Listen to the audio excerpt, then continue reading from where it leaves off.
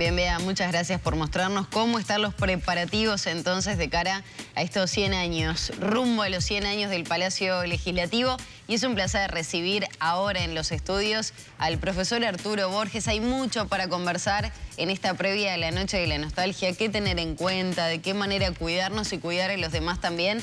Vamos a darle los buenos días y la bienvenida. Arturo, qué placer tenerte nuevamente. Bueno, para mí es un halago, un orgullo. Bienvenido. Dicho con todo respeto, es parte de mi vida esto.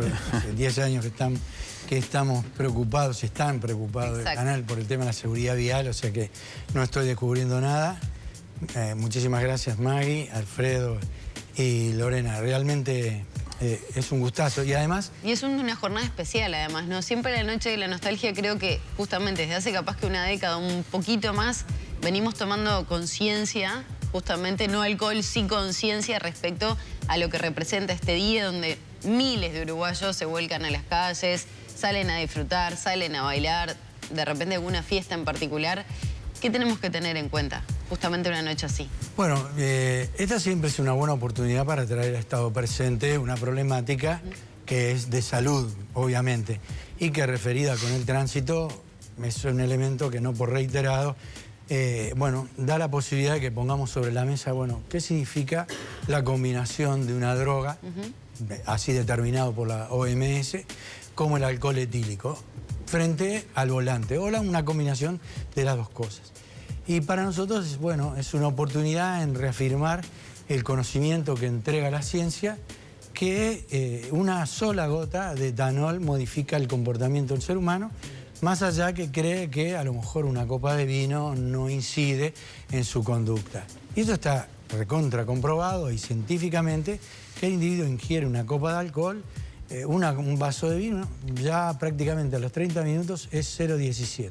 O sea que das un positivo, pero lejos de lo que puede estar. Ahora, la Intendencia estaba haciendo una serie de operativos en la previa, justamente al 24, con esa inteligencia artificial para ver los efectos del alcohol.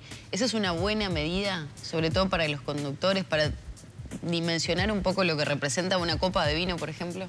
Es perfecto, es decir, hay que inclusive multiplicar esa cantidad de experiencias y de pruebas e introducirlas dentro del contexto de nuestra sociedad.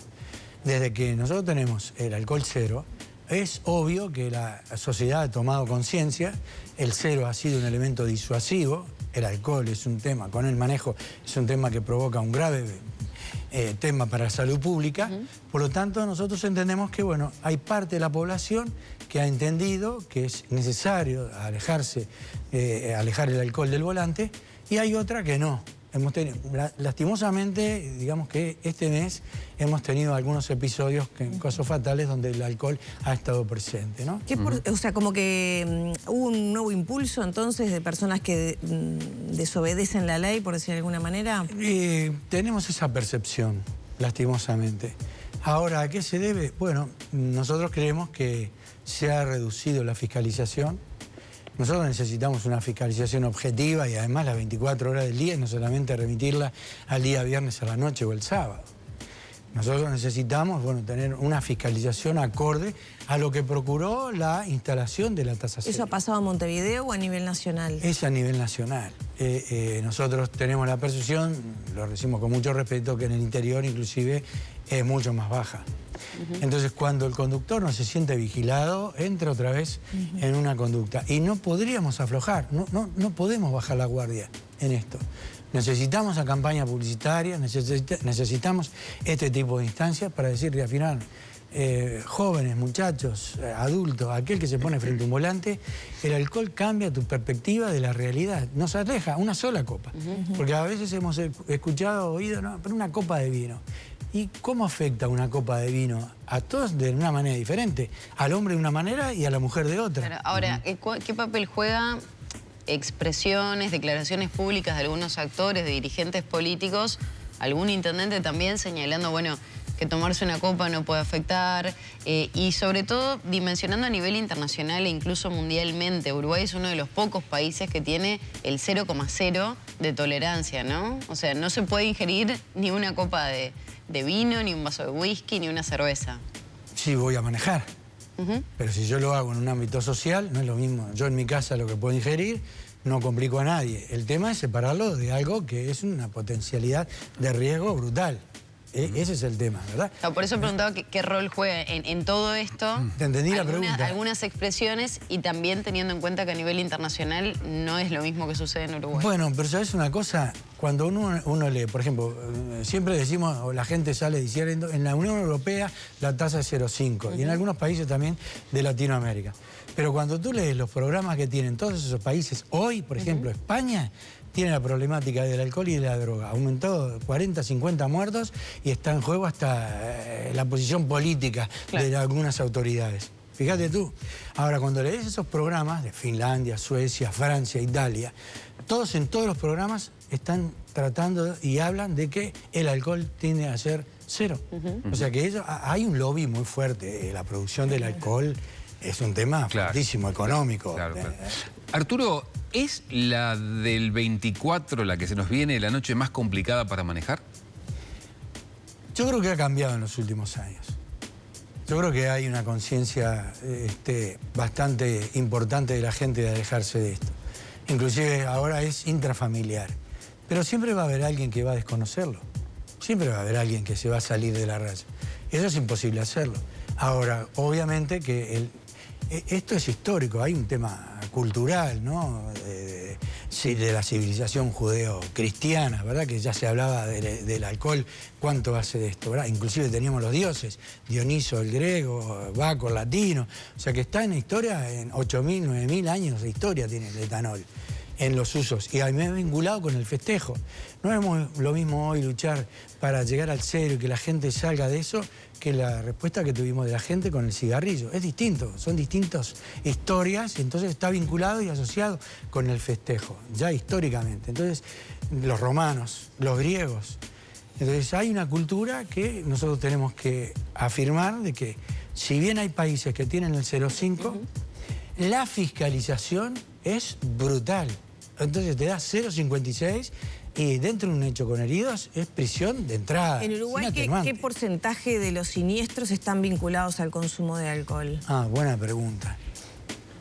Tengo que reconocer que el alcohol como factor y está en un tercer o cuarto lugar. El primer lugar hoy lo tiene la distracción, la combinación de la velocidad inadecuada con el celular, que el celular produce en el organismo, en la mente, en el cerebro, la misma confusión que el etanol. Es exactamente igual. 3, 4 minutos de hablar por celular significan 2 whisky, aunque el individuo crea que no y que está, pero se alejó de la realidad. Ahora, está en un tercer o cuarto lugar. Tenemos la distracción, la velocidad combinada con el celular, la velocidad inadecuada, y en un tercer o cuarto lugar tenemos el alcohol. Ahora, ¿qué sucede? Cuando uno mira la estadística o cuando mira el informe de un siniestro de tránsito, el alcohol aparece como un elemento único. Por lo general, cuando tú le preguntás a algún especialista cuál es la causa del siniestro de tránsito, dice, no, el siniestro de tránsito tiene un elemento multifactorial. Entonces te dicen esto, el agua, la niebla, etcétera, ¿no? Y la conducta del factor humano. Ahora, cuando se habla de alcohol, se especifica. De hecho, los informes periodísticos, cuando van al siniestro de tránsito, cómo termina, y la tasa de alcoholemia dio 0. Como que eso fuera lo más importante. Es curiosísimo. Yo no me interesa si hubo 0. Yo quiero saber cuál fue la causa. Pero el alcohol funciona dentro del desastre como un elemento único. Arturo, y no es multifactorial. Quiero preguntarte por otro aspecto que vos siempre lo mencionás, sobre todo cuando pensamos en irnos más lejos, pero también volviendo a este fin de semana en particular, Noche de la Nostalgia, ¿qué tan importante es programar y salir con tiempo, no salir a las apuradas en un vehículo, ¿no? Cuando tengo que manejar? Y sobre todo considerar que nosotros llevamos un arma en las manos y que no sabemos cuántos tiros podemos disparar. Y el alcohol lo primero que le quita al individuo es la posibilidad de leer, de ver, porque lo primero que ataca el etanol es la función visual. Empezamos a errar a las distancias y obviamente que en el recorrido nos tenemos que preparar y decir, bueno, no tomo alcohol. Si he tomado alcohol, y bueno, dejo el auto, buscaré otra alternativa legal, una aplicación, y vuelvo y mañana lo voy a buscar al otro día. Esa es una opción, por ejemplo. Esa es una opción. Y la otra, combinar y estar previsto qué es lo que voy a ingerir. No es lo mismo el vino que el whisky. No es lo mismo la bebida fermentada que la destilada. No es lo mismo la hora o si lo ingerís con el estómago vacío, con el estómago... ¿Qué pasa si alguien sale, no maneja, pero toma en la noche y al otro día muchos se van a reunir porque hay asado, es feriado, etcétera? ¿Cuántas horas hay que pasar? Porque además las intendencias han anunciado controles durante todo el domingo 25. Alguien que quiere hacer las cosas bien sale, toma algo y no maneja. ¿Al otro día tampoco debería manejar? Bueno, es buenísima la pregunta, Lore. La gente nos pregunta, ¿cuánto tiempo me lleva a mí sacarme 2 copas de vino o 2 whisky de la sangre? Y es imposible científicamente marcarlo, porque cada uno de nosotros... Depende del organismo. Exacto. Nosotros metabolizamos de manera distinta.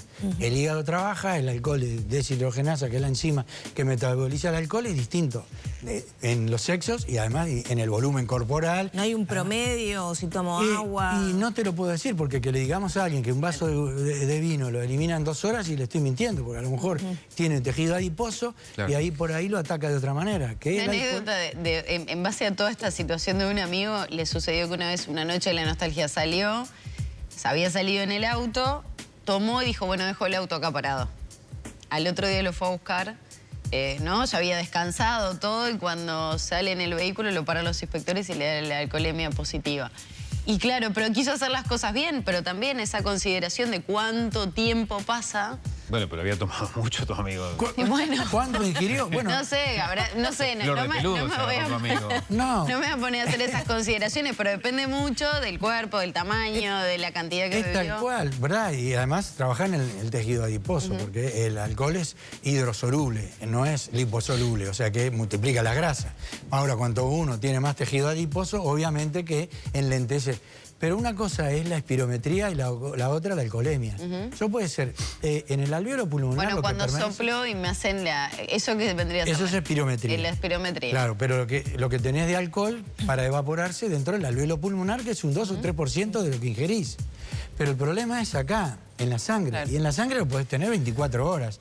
Y si al otro día te fuiste a comer un asado y reforzaste la dosis, hasta el día lunes a la noche, te puedo asegurar, te puede dar positivo. Entonces también hay que ver qué tipo de vida, la cantidad que consumimos y no reforzar la dosis antes de las 24 horas porque en un siniestro de tránsito, y venga, un exhorto judicial, un médico, en un ¿La cerveza, por ejemplo, que tiene más contenido de agua, se disuelve, digamos, más rápido? Sí, pero una cerveza, una lata de cerveza, los 330 de esos miligramos, a la media hora te da 0,3, 0,4. Claro. Después empieza a bajar, es decir, la absorción es mucho más rápida de la posibilidad de sacárselo de la sangre. Entonces, 2 cervezas más, o sea que acumulás 4 horas mínimo. Aire expirado. En la sangre es otra historia. Como siempre, un placer tenerte. Las recomendaciones y los consejos para todos los uruguayos en la previa de una jornada muy especial. Muchas gracias. Que nos concienticemos de que esto realmente es algo que no queremos. El lunes queremos festejar, que nos divertimos. Tal cual.